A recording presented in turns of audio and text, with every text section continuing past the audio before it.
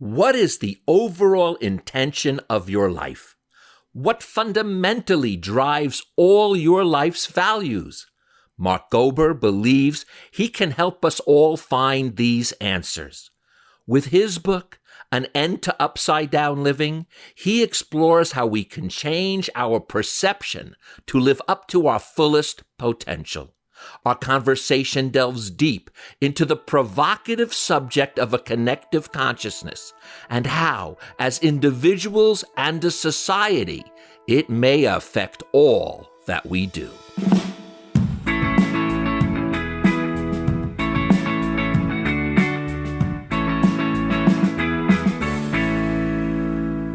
Mark, it is a pleasure to have you back. You originally came on here when you wrote An End to Upside Down Thinking. Now you are back with An End to Upside Down Living. It's always a treat to talk with you. So welcome back. Thank you so much, Barry. I'm looking forward to this.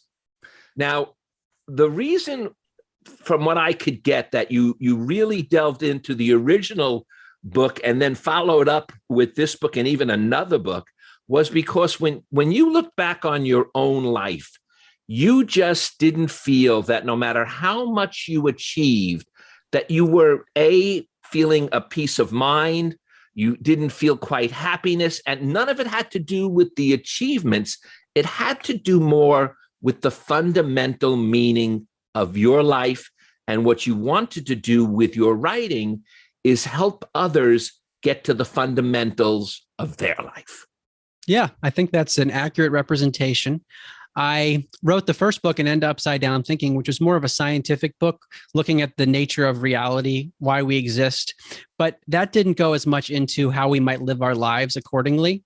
And in my own journey, even when I wrote my first book, I was going through a personal path of trying to rationalize all of this stuff with consciousness, the meaning of existence and how I was going to live my life accordingly.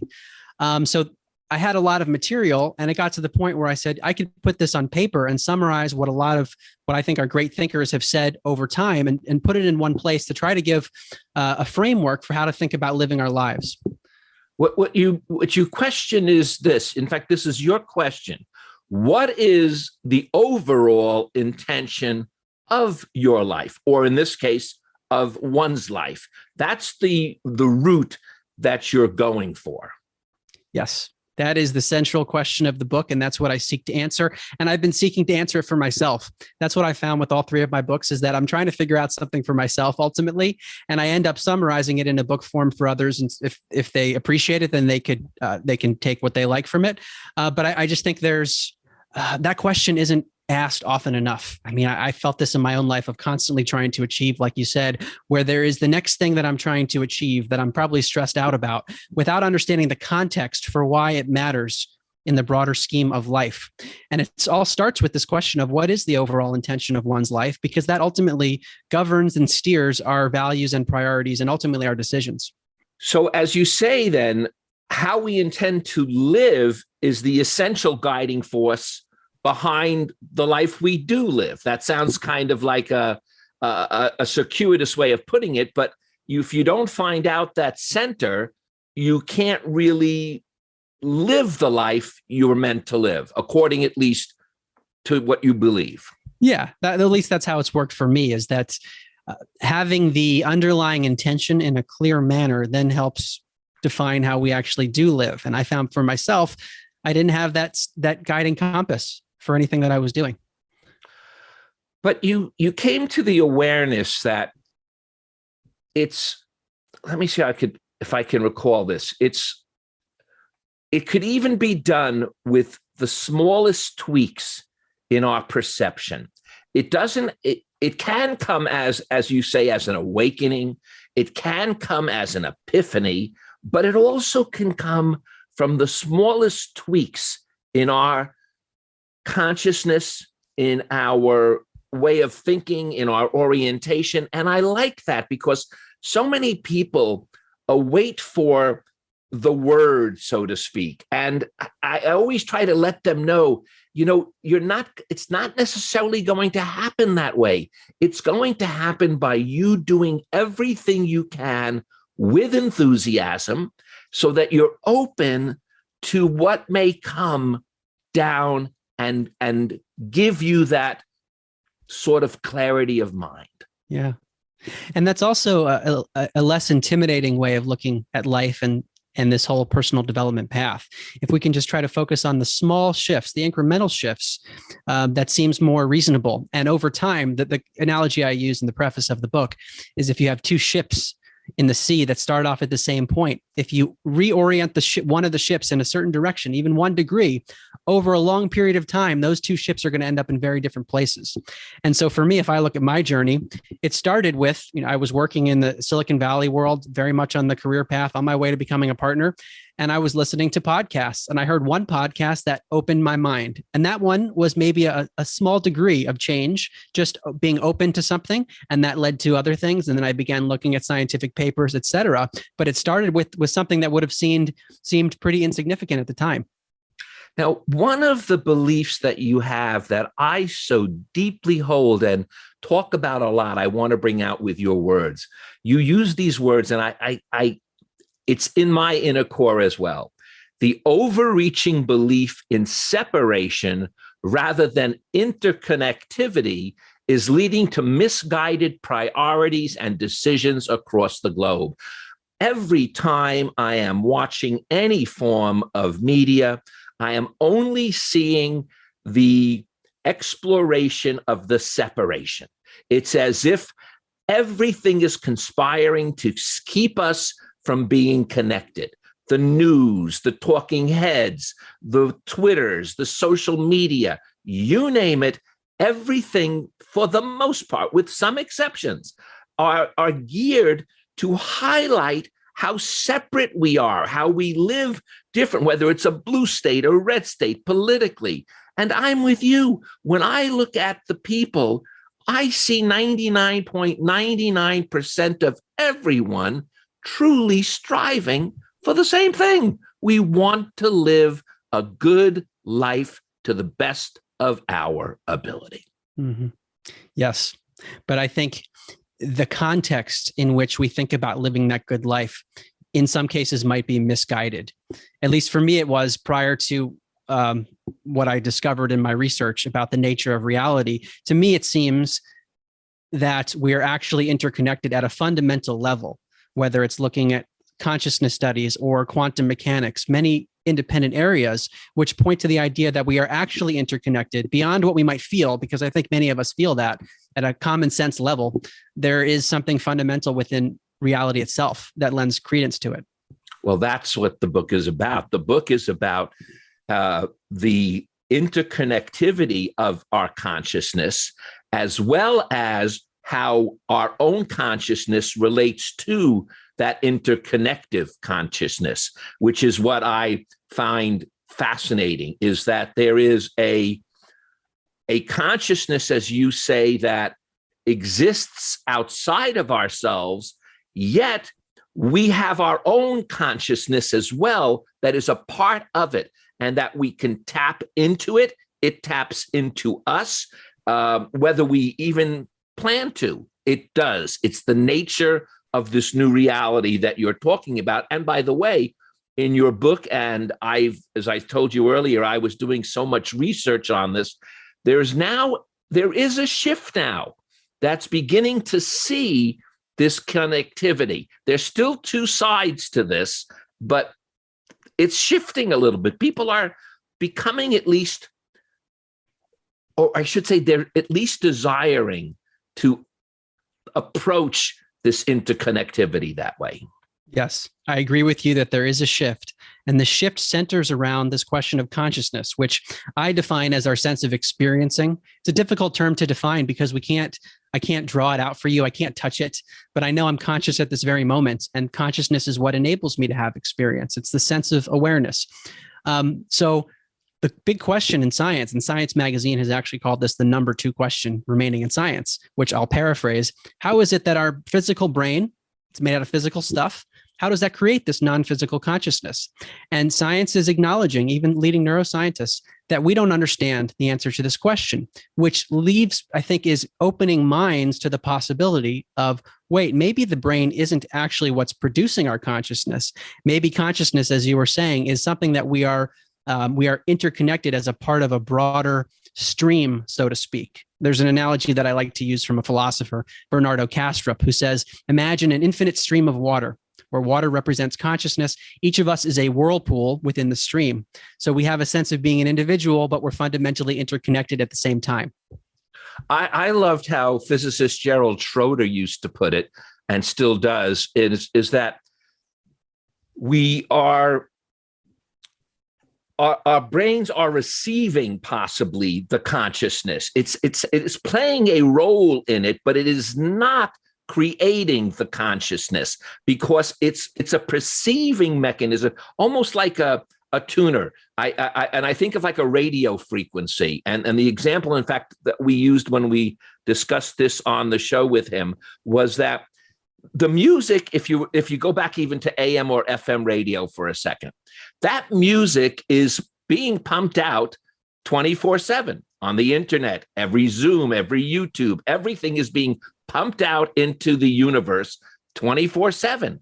But we then tune our frequency to pick up what that is. And that's how I think you agree with that on at least some point. And yet I know you also have other thoughts about it. But I look at it as we tune into it and it tunes into us. Yes. So these are all analogies that we're trying to use to describe something that might be very complex. So I do like the antenna analogy. It was one of the first ones I encountered in my research. The idea of, imagine having a television set, and let's say you smash the antenna on your TV set, and all of a sudden the show that you're watching, it's a fuzzy picture on your screen.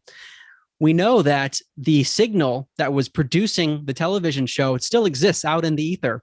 The only problem now is that the apparatus for receiving the signal has been damaged. So that is a great analogy. Another one that I like to use that is similar is the idea that the brain is a filtering mechanism. So maybe it is an antenna / filter, and maybe there's some hybrid there. But the reason that I like the filter analogy is that there are many phenomena where we see less brain activity associated with an enriched or heightened consciousness. So it's like if you get the brain out of the way, somehow there's a more of a consciousness.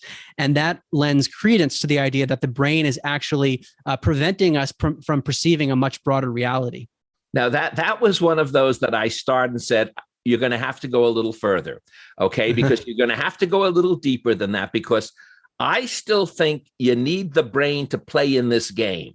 Now, I agree with you that I don't believe the brain is necessarily causing the consciousness, but when I read that part about it possibly being in the way, I said, Mark, you got to go a little bit more. I can't buy that one yet. And by the way, you're not forcing this down anyone's throat. So this is just your belief, but I need you to shape that one up a little bit more, because I have trouble with it. Well, I can understand why you have trouble with it. It's taking me a while to get to the point where now I feel like it's I would say, belief is too strong a word. I view it as the most likely picture, but I'm open to other possibilities if new evidence comes in. The most convincing piece of evidence is in the near-death experience state. So this is where a person is in cardiac arrest, for example, some kind of major physiological trauma to the body. And yet upon being resuscitated, the person comes back and reports this elaborate experience, sometimes hovering over the body, being immersed in unconditional love. I mean, things that sound very out there. They talk about encountering deceased relatives sometimes, but this has been reported for a very long time throughout history. And the number of cases has increased over the last few decades because of the improvements in resuscitation technology. So we have more pieces of evidence. And the University of Virginia has done a lot of research on this in particular. Now, I think the strongest evidence within that area of the brain as a filter, it's known as the veridical out-of-body experience. And these are experiences in which the person, upon being resuscitated, accurately reports what happened during this period, where a conventional neuroscientist would say, your brain was off, and even if there were a few neurons firing, you should not have been able to produce a complex cognition, let alone an accurate one, from a vantage point outside your body. And so there are there are cases documented which suggest this happens. And I should also add that during these experiences, people talk about reality being realer than real. Like it's an enhanced version of reality. And these are all supportive of the idea of a filter. Of course, doesn't prove it. But these are cases where essentially you have no brain by the standards of most neuroscientists and a non-hallucinatory consciousness. So, Mark, I guess I'm going to still have to keep that in my back pocket for a little bit. It's just still a little hard. The after death stuff also is. I know that, by the way, we'll talk about death not even existing in a little bit, which I have less of a problem than I do with some sort of near-death experience because of my vision of consciousness not necessarily being so dynamic. I mean, I shouldn't say that. I think it's extremely dynamic, but not so specific, so that it exists, it moves, it never dies, but I don't necessarily have any sense yet of what it is capable of. Mm-hmm. And I'm still looking forward to that, as you are too, by the way. So, but here's what I wanted to talk about. You say that in order for this external shift to take place, we have to make an internal shift. Now, is that involving our consciousness, or is that internal shift involving the reception of the consciousness that we're working with? See, that's where I was getting a little bit on edge with some of the material. Yes. Well, again, these are difficult topics to try to conceptualize with our human brain because we're trying to linearize it, as in there's a past to present to future process in all of this, and there's causality. And if consciousness, as I theorize, like some others do as well, that consciousness is beyond space and time, then the process of us as the individual tapping in, they're like approximations for something. So I understand the challenge you're having, which is one I have as well. And the way I resolve it is that I don't think we fully understand that process of causation. Right.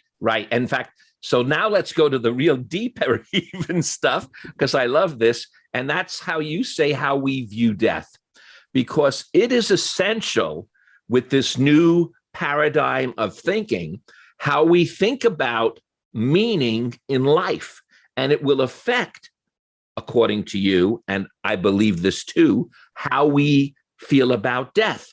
Because if there is an eternal consciousness, and even many of the, well, let's call them the famed neuroscientists like Richard Dawkins, who believe in a physicalism, but definitely believe in a consciousness. Do you know that most people don't know this, but I had him on my show and he shared something with me that I think will play into this, and I want to share it with you. His book, The Selfish Gene, was never supposed to be called that. It's just that the publishers thought it would sell better. The original title that he had was The Immortal Gene. Very different way of looking at it. And if we see that consciousness and our genes are somewhat immortal, it doesn't necessarily make us feel, like you say, that we shouldn't mourn the mortal coil that we lose when we love somebody or something like that. But it also does give us a different perspective on what might be transpiring at that particular time. Well, I can say in my own life, it certainly had a big impact, because prior to this, if you want to call it awakening or journey that began in 2016 for me, I firmly believed that there was nothing after physical death and that the universe was fundamentally meaningless. I thought that's what science was teaching us increasingly. So for me to go from that perspective, which is very nihilistic and bleak, but I just thought that's what we're learning from science, to something else, which is that there is a degree of immortality to the consciousness that is embodying this physical vessel, as I see it, that consciousness, the experiencer, doesn't go away. It might just be in a different form after it's in this body. That, to me, was so earth-shattering. I'm kind of numb to it now because I've been so immersed in it, but really it was disorienting and in some ways disturbing, because all of a sudden I had to reconsider so many assumptions in my life. Wait a second, maybe there is some meaning, and maybe there's something I need to consider beyond this life that I haven't even thought of. And this is where we will diverge for a moment, and yet in a pleasant way. I have had that feeling from the beginning of my life. So isn't that a strange thing? My first memory is that of that almost that immortal sense of soul and of consciousness. So I really feel extremely blessed. And when I read what you went through, I go, wow, I can see how if that was not the way you were thinking originally, what an awakening. I was blessed. I thought that way, still do. And I'm so grateful for it. That's why when I read your book, I wanted you back on, because I always believe in two things that excite me the most. Either I read something that I have never heard of and I'm enlightened by it, or I read something that I've always believed and now it's reinforced. And your book happened to have both of those qualities in it. So thank you. That's terrific. I'm glad to hear that, Barry. So let's go now. And we talked about the brain as a receiver. We've talked about all those different things. And we even talked about how consciousness exists beyond space and time. But maybe we do need to go into that a little bit, because there is still this, you have like a pyramid even, where you see consciousness on top as if it leads to everything below. Am I correct in that? Or is that?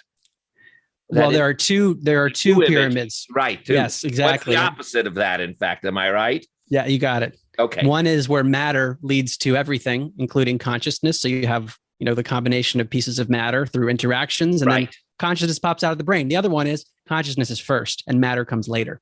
So, and again, this is where you're separating the two. And I wonder if they need to be separated. Can consciousness and matter come at the same time?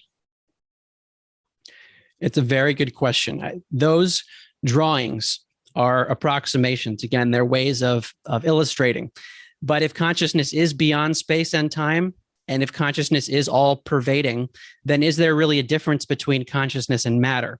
So to me, matter is a manifestation of consciousness, and we call it matter, we perceive it. But at the smallest levels, even of atoms, they're 99.9999999% empty.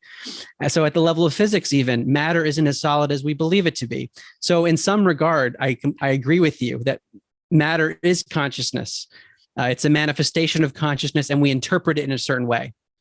But I want to even go back to that atom and 99.9999%. It's not that there's nothing between there. That's what's important. There is what we will call, everything I've learned, at least, and again, we're only talking at certain levels, but there are no voids in the universe.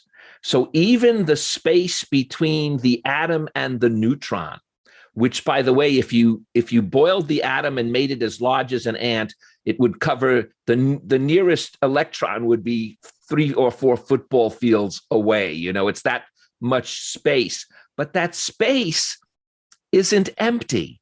That space is filled with frequencies, with fields. Sometimes it is filled with matter. It is always filled with some form of dark energy. So there really is no, it's kind of weird. There's nothing there, but it's not empty. Right. And then the question becomes, what is that non-empty stuff?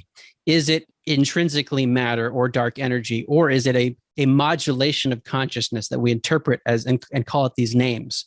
So to me, those things exist within our consciousness and our manifestations that are differentiated from the quote unquote empty space. And they're just different manifestations. Ah, very good. Very good. I knew you'd be able to twist around these things. I love it. I love it. We also talk about, you talk about a unified, interconnected consciousness.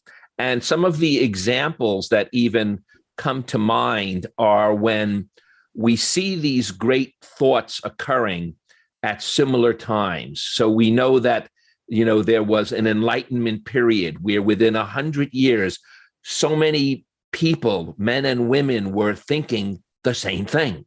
And we see it in the Renaissance. We see it in Germany during the times of Einstein, Freud, Marx, all of these minds coming together at the same time.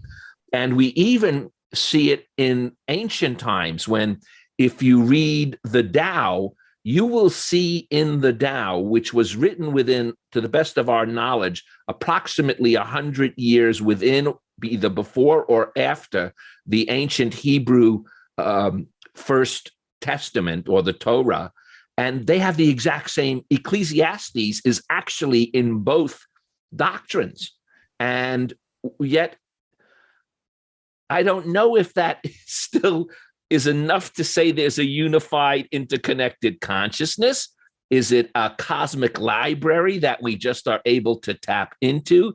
This is what makes this so much fun, is you can look at these things in so many ways. And the fact that you get to do this for a living has got to be pretty trippy. It's fun.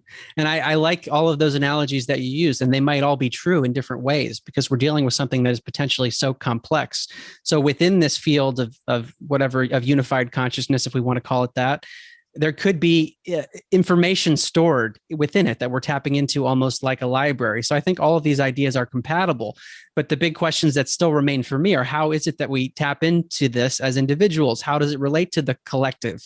Why are there these patterns? Is it random, or is it because we're part of a field that's somehow imbuing the vessels at the same time?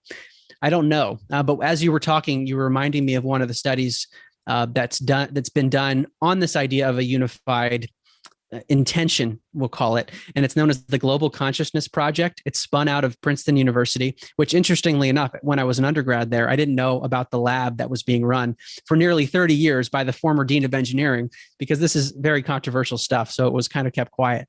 But the Global Consciousness Project looks at the behavior of machines. They're called random number generators, and they generate zeros and ones in a random fashion. And over time, it approaches 50% ones, 50% zeros. And in this project, the machines are set up all over the world. And the researchers wanted to see what would happen when there's a major global event in which people's consciousness or emotion or something related to their consciousness or their intention would be shifted in a similar direction, like 9/11, for example, some major event. And what they continue to find is that the machines behave slightly non-randomly, looking at statistics. So it's not a huge deviation from 50-50, but it might be a tiny bit more than 50 for the ones and a little bit less than 50 for the zeros in a statistically significant manner. And this also occurs, they've found, when they say, hey, Barry, I want you to try to make the machine produce more ones than zeros. Mentally, they find a very tiny shift. So what is this, going back to your point about an interconnected consciousness? Could it be that when our consciousness at the level of individuals is aligned in a certain direction, physical reality shifts in some way? That's one of the implications. I mean, it's a pretty trippy concept, but the science continues to move in that direction. Well, have you seen it move the other way? Have you seen shifts in physical matter cause? I'll give you an example. Let's take a look at this for a second, because you're interested. You're talking about these global shifts and things like that, like 9/11. Let's look at the pandemic. Now, here is let's call it a physical manifestation. It's definitely having a major effect on our consciousness. So is it a yin and yang? Is it going back and forth? Is there this interchange between it all? That's well put. I think there is. I think that it gets to the paradox of, well, as I see it, there's only consciousness, but matter is embedded with consciousness. So there's an interplay of the material world impacting the consciousness as well, and vice versa. So I think we have to, as we think about solutions for the world, we have to consider both. There's something you wrote that I've been playing with for the last, literally since I got my new iPhone, and I'll tell you what it is. And here's the words that you wrote: darkness provides contrast so that we can see light. Now, what made me want to bring that up is when I have my new iPhone, it has a setting, And it allows if I just point it at the night sky and press the button, it'll open up digitally its, quote, iris, so that the sky is not black. The sky is lit to an extent. And then if you look at the Hubble telescope, when they were able to, with the gyroscopes, keep it aimed at one galaxy, and they left its iris open, where all they saw was darkness for centuries, they then began to see not only light, but actual galaxies by the billions. So, in a sense, is there even darkness? Great question. To me, darkness is the absence or the obstruction of light.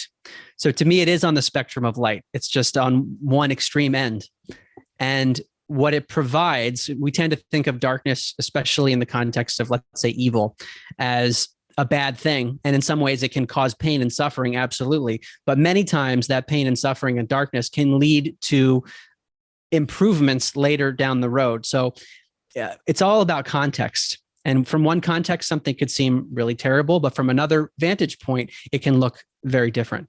Oh, that's a great way that you explained the darkness, because that makes it so much clearer for me. And it was in the book, but when you're dealing with such stuff like this, it's nice to hear you. That's why we do podcasts. And so you get to hear the actual voice come to it. One of the things that I bolded and capitalized was something that you also, in a sense, bolded and capitalized. And that was this word, non-judgmentalism. And I think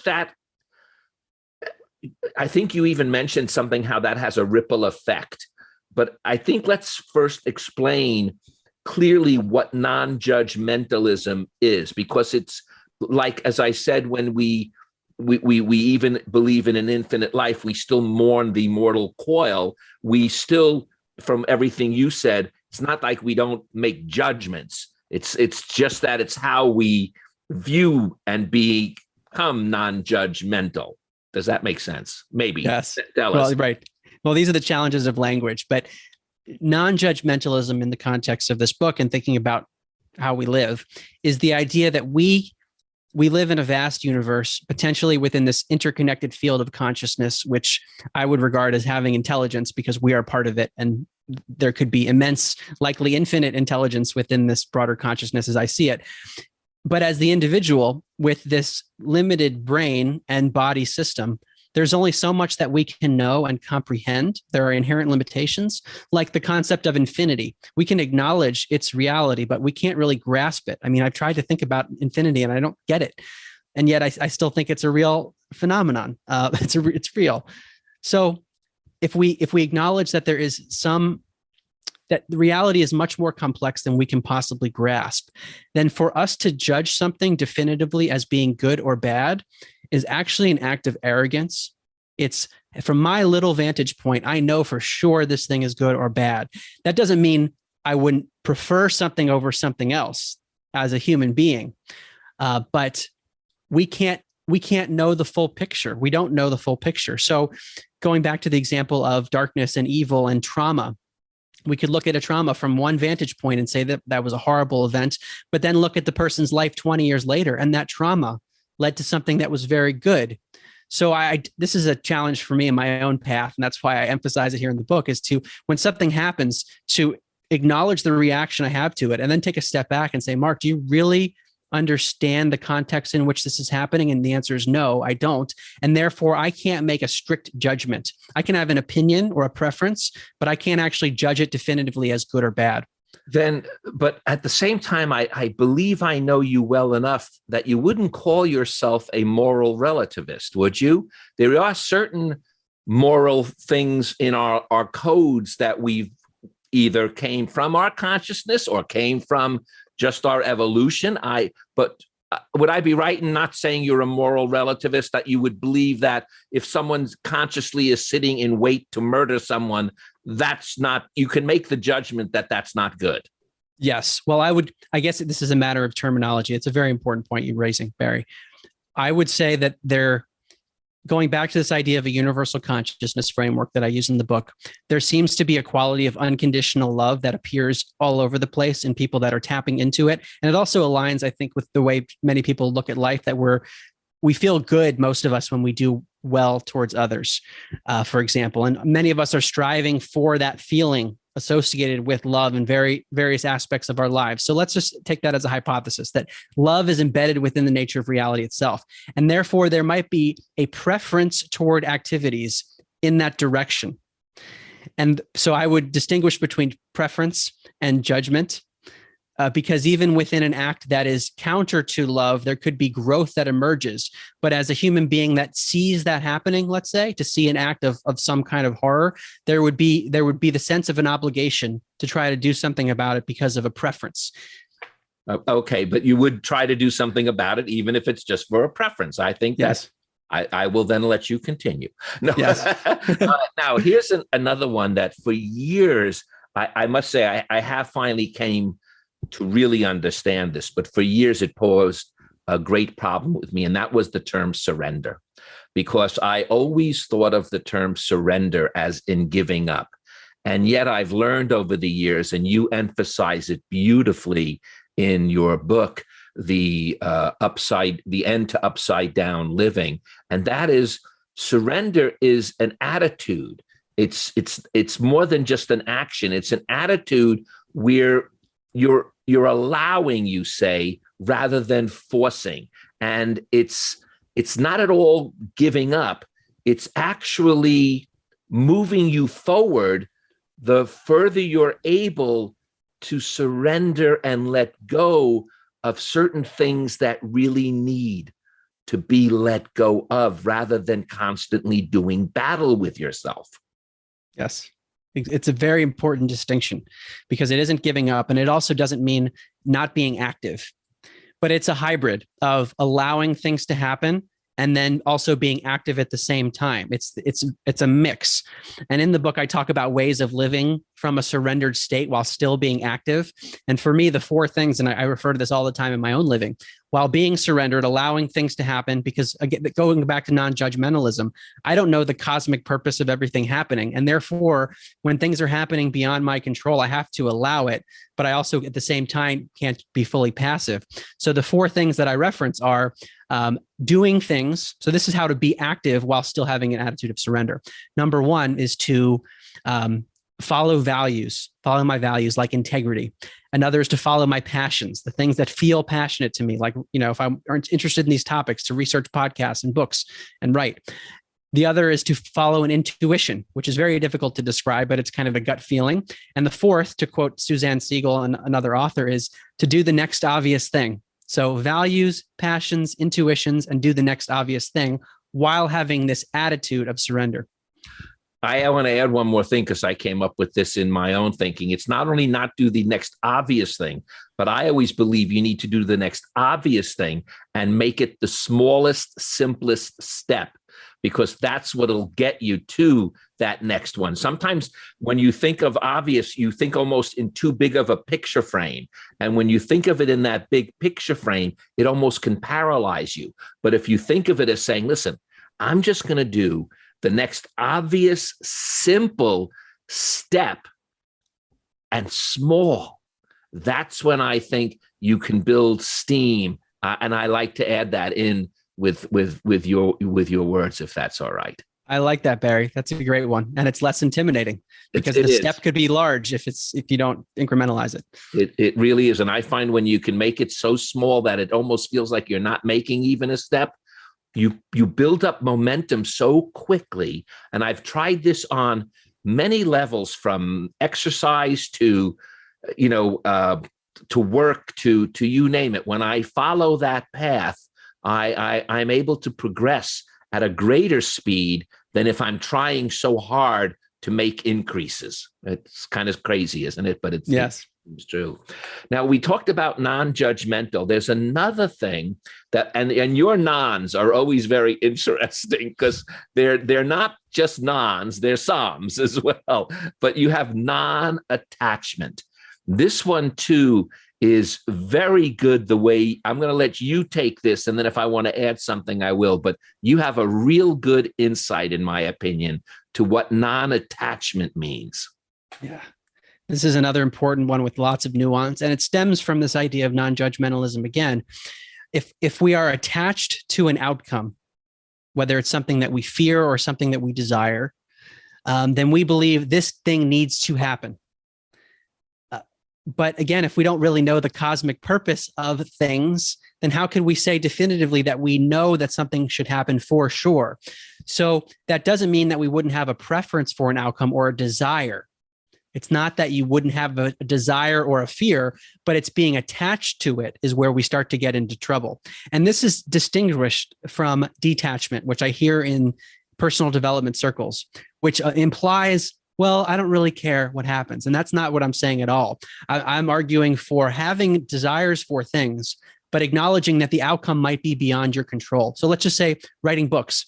I do the best I can to express my points, to cite them with as much backup as I can, but I can't control how it's going to be perceived. And I don't even know what's best for how it's perceived for each reader. So I have to let go of whatever attachments I have and whatever fears and desires I have and let it happen. But that doesn't mean I'm not going to try. I find that to be so important. You can say it over and over again, and it's in your book that way too, because that is, and I'm going to actually use your words, because I really believe that how you brought that non-attachment to its, I don't want to say conclusion, but to its full circle, is that out of that, the quality, and these are your words, the quality of patience naturally emerges as a result.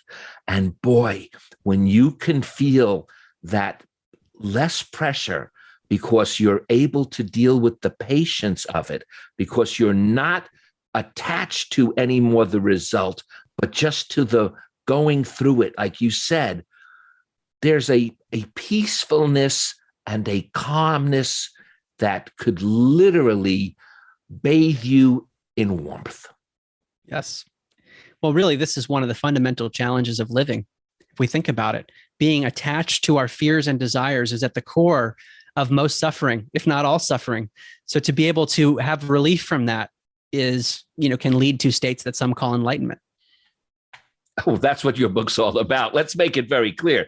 Your book is to lead us to, at least in your vision, what states a state of enlightenment. And you also say in a certain way, we're all on that path to enlightenment. It's just that some of us are on different parts of the spectrum. So it's not sort of like whether you read this or not, you're not enlightened. We're all on a path to enlightenment, whether we want to be or not, because that goes back to what we will call the one consciousness. Because if it exists and we're tapping into it, we can't help but be somewhat enlightened. Right. And it's a matter of how much we're tapping in. An analogy I like to use is the idea that consciousness is like the sun. This is going back to the light dark analogy. Consciousness is like the sun, that it's always shining, this universal consciousness. And there might be clouds that block it. So the more clouds we have, the less close to quote unquote enlightenment we might be. And when we can remove those clouds, we feel the interconnectedness, the unconditional love that people speak of when they get to those states. You also say when we remove those clouds, what could come out more is our own authenticity. And then you add this line that I also have to say is a core belief of mine. I wonder, these are your words, if many health problems are caused at their core by underlying inauthenticity. And I can't help but believe that that's true. And by authentic, I think I'm referring it to the same way you are, is when you believe in your soul that you are pursuing properly, I think it helps keep illness away. I do too. And in my own personal life, it's kind of manifested that way. When I'm doing things because I feel like I have to, even though it doesn't feel aligned, there is a physical manifestation. Maybe it's anxiety, maybe it's getting a cold or something. I think there is a mental aspect to health that can be tied to many of these concepts, where if we are holding on to something or we're thinking about something in a distorted manner, it can affect us. But I think authenticity is one that is, especially in today's society where we're told you should do X, Y, and Z, even though it might not align with your core values or beliefs or passions, that potentially could lead to problems that we wouldn't automatically think to correlate with the lack of authenticity. We want to think about a virus or a bacteria. We want to point to something else, but often there's internal issues that go overlooked. And I think the sooner we can realize that, we will save a lot on prescription medicine and doctor bills. But again, I think like consciousness, it's conceptually something we can talk about. It is very difficult to implement it so that it is within you in that authentic manner. It just is. Although it's easy to say the words, it is very hard to put those into real life internal action. Yes. So this book, what I'm hoping to achieve for readers is to lay out a path and integrate the thoughts of many great thinkers over time and put it into a place where people can approach life in a new way. But it takes practice and it takes commitment to embodying many of these ideas. And so these are the things that I'm working on myself, for sure. All of these ideas. So non-attachment, every day that comes up. Authenticity in my own life. I had become a partner at my firm, spent 10 years there, but began to feel that it was not authentic anymore.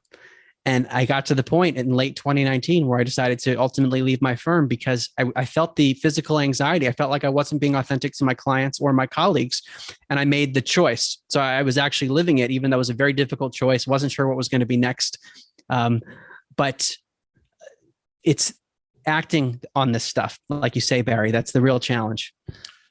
There's something that you said that I put a star next to and said, you've got to ask Mark about what this means. Okay. Because I get it in the words again, but I think I need more clarity. You say the path, that enlightenment, is not an attainment. So the path is not to attain, but rather it's a process of subtraction. Mm-hmm. So that one you almost left as a hanging chad. So fill me in on that one. Yeah. It relates to this concept of the sun, again, the sun analogy with consciousness, that we are trying to get back to that more pure state where we have fewer clouds blocking the way, and they can be mental clouds, physical clouds, anything blocking us from our pure tapping into consciousness within a body.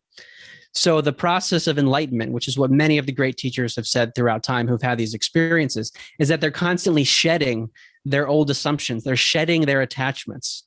They're removing the clouds, all these things that they believed to be true and all the attachments they had to those things. When you let those go, they end up in these incredible states that they speak of. Oh, I swear to you, as you just said it, I can't believe I didn't think of it while I was reading it. As you said it, you know what it reminds me of? When they asked Michelangelo how he created the David, he said it was already in the marble. I just had to subtract the stuff that wasn't David. Does that somewhat play into this kind of concept? Yes, I love it. Oh, God, because that's, as you said it, I didn't think of it before, but just then it struck me and goes, oh, that sounds like what Michelangelo said. It was already there. You have to subtract the stuff that's clouding it up, basically. That's what you're doing. Yes. So to give you a quote from Dr. David Hawkins, who I think was a great spiritual teacher, he was also a practicing psychiatrist, a leading psychiatrist in New York, and then went down this path and has written many books. He said, we're already enlightened. So the path to enlightenment is stop being unenlightened. I couldn't agree with that more. I love that line. But there's one little element right before we go that is also important to bring out. And this is what you call our shadow. And you can call it, like, I think you use the term, the dark night of the soul, or you can use those different things, but it's that shadow is a part of us, and it does need, according to you, to be healed. And it is a part that we can improve. It doesn't have to remain a dark shadow. It's something that we can work on, and it's probably not as difficult if we do so with all the lessons we've been talking about today. Yes, a very important point, because there seems to be a pattern among those on this personal development path where there's a desire to bask in states of bliss, or to just be so happy because we've gotten rid of all of our attachments and we're just going through life with such patience, and we're focusing on the good elements, which I completely understand that, and that's important. But if we do that without acknowledging maybe hidden trauma that we have, darkness within us that we haven't resolved, those issues can come up to the surface at inopportune times, and we'll have to deal with them. So Ken Wilber, the philosopher, says it's not just about waking up, which is this waking up to some would call the universal consciousness. It's waking up, cleaning up, and growing up. And this cleaning up and growing up process inevitably will involve looking at our shadow. Mark, it's our second time together. It is always a pleasure. I want to end with your words. Exactly, in fact. Regardless of who we are, there are aspects of our being, no matter how seemingly big or small, that have the potential to make a uniquely positive impact on others in some way. And Mark, you've done that with this conversation, and you've done that with your book. And I am grateful that you shared your time with me today. Well, thank you so much, Barry. And I love having these conversations with you. You have such great questions and insights. So I really appreciate it. My pleasure. Take care of yourself, and we'll chat again soon, I hope. I hope. Thank you, Barry. Thanks for listening. If you enjoyed this podcast and want to hear more, please subscribe or become a patron of the show at barrykibrick.com to keep it going every week. Thank you.